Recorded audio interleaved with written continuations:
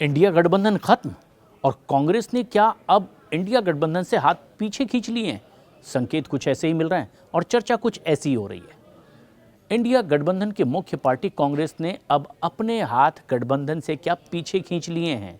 क्योंकि सूत्रों के मुताबिक कांग्रेस क्षेत्रीय दलों से पर्याप्त सहयोग न मिलने से नाराज है और पार्टी के सूत्रों के मुताबिक नेहरू गांधी परिवार अब इस गठबंधन को खत्म करने का मन बना चुका है ताकि कांग्रेस की पावर देश भर में और बढ़ाई जा सके, जैसा कि उनके सलाहकार बार बार इस ओर संकेत भी करते रहे।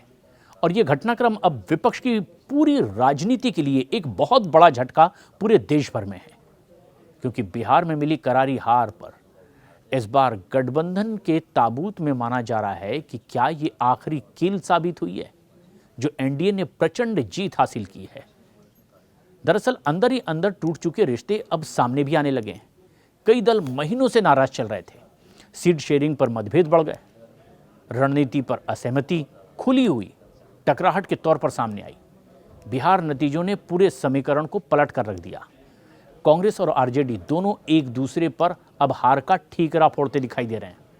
बाकी सहयोगी दलों ने भी गठबंधन की दिशा और नेतृत्व पर सीधे सवाल खड़े किए और ये सीधे सवाल कांग्रेस हाईकमान पर भी है। ऐसे में कई मीटिंग्स हुई मगर कोई सहमति नहीं बन पाई। आखिरकार गठबंधन दम तोड़ रहा है। हालांकि कांग्रेस के संगठन महासचिव केसी वेणुगोपाल ने पार्टी के गठबंधन से हटने की खबरों को बेबुनियाद बता दिया। 18 जुलाई 2023 को इंडिया गठबंधन के बैनर तले 20 से ज़्यादा विपक्षी दल एक साथ आए, लेकिन ये एक्सपेरिमेंट सिर्फ एक चुनाव चक्र में ही ढह गया। लेकिन एक बहुत दिलचस्प और काबिल गौर बात यह है कि जिसकी ठोकर से ये सब कुछ तहस नहस हो रहा है, वही एक समय इसके प्रमुख रचनाकार भी थे। नाम नीतीश कुमार, जिन्होंने इसकी बहुत कोशिश की, तमाम दलों को एक साथ लेकर के आए।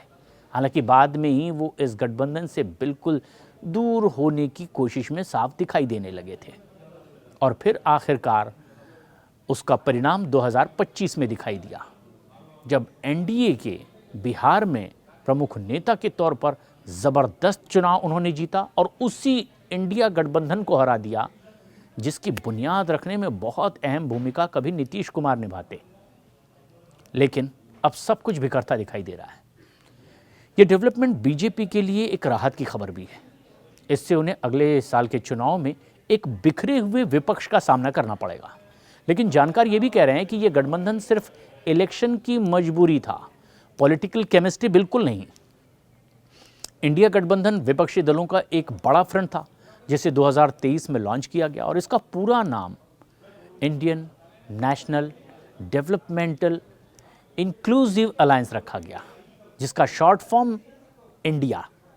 इसका मकसद ये था कि बीजेपी और एनडीए के खिलाफ एक संयुक्त मोर्चा खोला जाए, एक कोऑर्डिनेट राजनीति को आगे बढ़ाया जाए।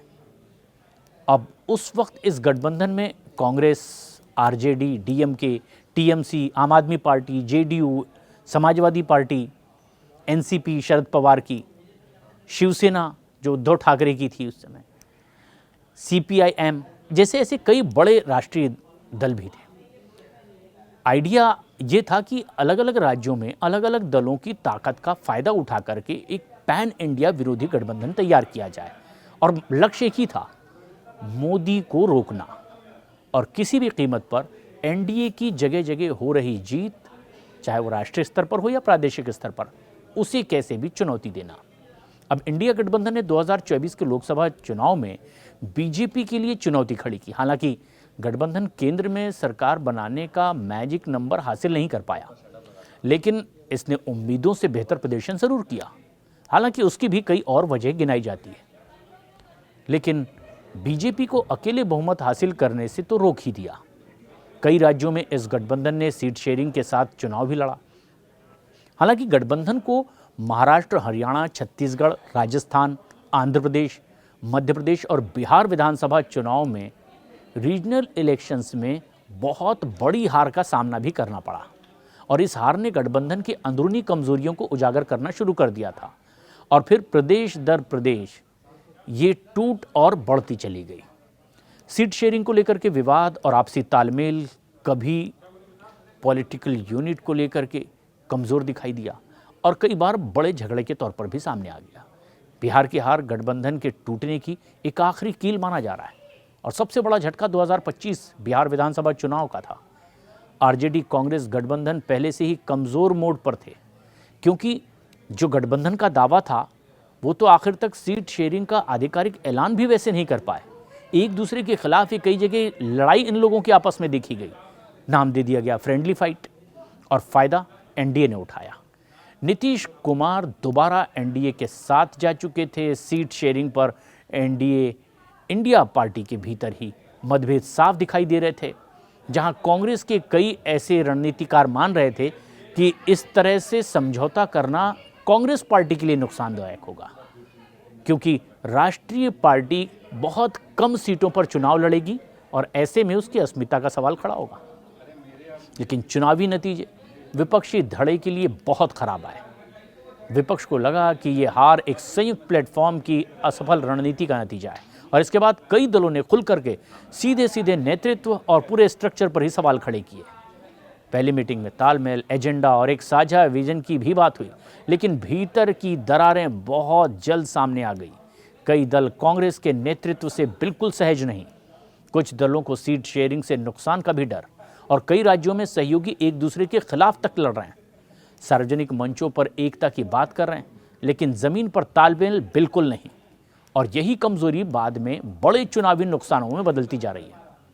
इंडिया गठबंधन ने शुरुआती उम्मीदों के बावजूद उतना प्रभाव नहीं दिखाया। कई राज्यों में, खासतौर पर उत्तर प्रदेश, बंगाल, दिल्ली और पंजाब में सीट शेयरिंग की खींचतान लगातार चलती रही। कुछ जगहों पर ये फाइनल भी नहीं हो पाया और नतीजा ये हुआ कि वोट बढ़ते चले गए और फायदा बहुत ही सधी हुई रणनीति के साथ एनडीए ने उठाया। कई सहयोगी दलों को लगा कि अगर गठबंधन ठीक से चलता तो बेहतर प्रदर्शन संभव था, लेकिन अब माना यह जा रहा है कि कांग्रेस के हाईकमान, खासतौर पर गांधी नेहरू परिवार को जो उनके सलाहकार सलाह दे रहे हैं, उसके मुताबिक इस तरह से आगे गठबंधन में बने रहना कांग्रेस पार्टी को समय के साथ साथ और कमजोर कर सकता है। आधिकारिक फैसले का अब भी इंतजार है, लेकिन जो फैसला जनता ने सुनाया वो सबके सामने है।